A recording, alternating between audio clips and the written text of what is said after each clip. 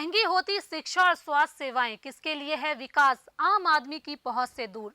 आदाब नमस्कार, आप देख रहे हैं मंथन टुडे। मैं हूं आपके साथ उज़मा।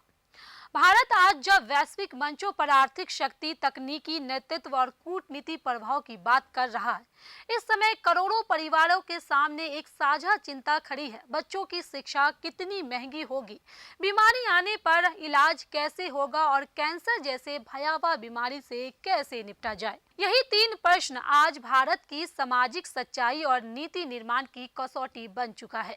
भारत 21वीं सदी में जिस ऐतिहासिक मोड़ पर खड़ा है, वहां आर्थिक वृद्धि, तकनीकी प्रगति और वैश्विक प्रभाव के साथ साथ यह एक बड़ा प्रश्न लगातार उभर रहा है। किसी भी राष्ट्र की वास्तविक प्रगति का आकलन उसके सकल घरेलू उत्पाद या वैश्विक रैंकिंग से नहीं, बल्कि इस बात से किया जाना चाहिए कि वहां का एक साधारण परिवार कितनी सहजता से शिक्षा और स्वास्थ्य तक पहुंच पा रहा है। भारत में आज सस्ती शिक्षा और सस्ता इलाज केवल नीतिगत मुद्दे नहीं, बल्कि करोड़ों परिवारों के अस्तित्व, भविष्य और सामाजिक स्थिरता से जुड़े जीवन मरण के प्रश्न बन चुके हैं। अनेक विचारकों ने कहा है कि सस्ती शिक्षा व इलाज हर व्यक्ति की जरूरत है। बड़ी बीमारी मरीजों के अलावा उनके परिवारों पर भी भयंकर त्रासदी लाती है। संयुक्त राष्ट्र, विश्व बैंक और विश्व स्वास्थ्य संगठन जैसे अंतर्राष्ट्रीय मंचों पर यह बार बार स्वीकार किया गया है कि शिक्षा और स्वास्थ्य किसी भी देश की मानव पूंजी का मूल स्तंभ होता है।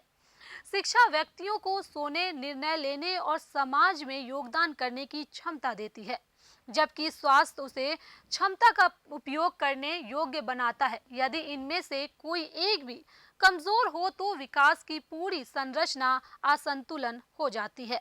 किसी भी देश में शिक्षा और स्वास्थ्य केवल सेवाएं नहीं होती, वह नागरिक की गरिमा, अवसर और भविष्य की गारंटी होती है। भारत में सस्ती शिक्षा और सस्ता इलाज अब केवल मध्यम वर्ग की मांग नहीं रहे, बल्कि गरीब, विभिन्न, मध्य और यहाँ तक कि स्थिर आय वाले परिवारों के लिए भी जीवन की प्राथमिक जरूरत बन चुके हैं। एक बच्चा यदि पढ़ नहीं पाता तो उसका भविष्य सीमित हो जाता है। भारत में शिक्षा को संविधान ने मौलिक अधिकार माना, लेकिन जमीनी हकीकत यह है कि अच्छी शिक्षा अब क्षमता से अधिक खर्च मांग रही है। आज एक औसत परिवार अपने बच्चों की पढ़ाई के लिए कर्ज लेने को मजबूर है। यह स्थिति केवल परिवार की बजट नहीं, बल्कि समाज की समानता को भी कमजोर करती है।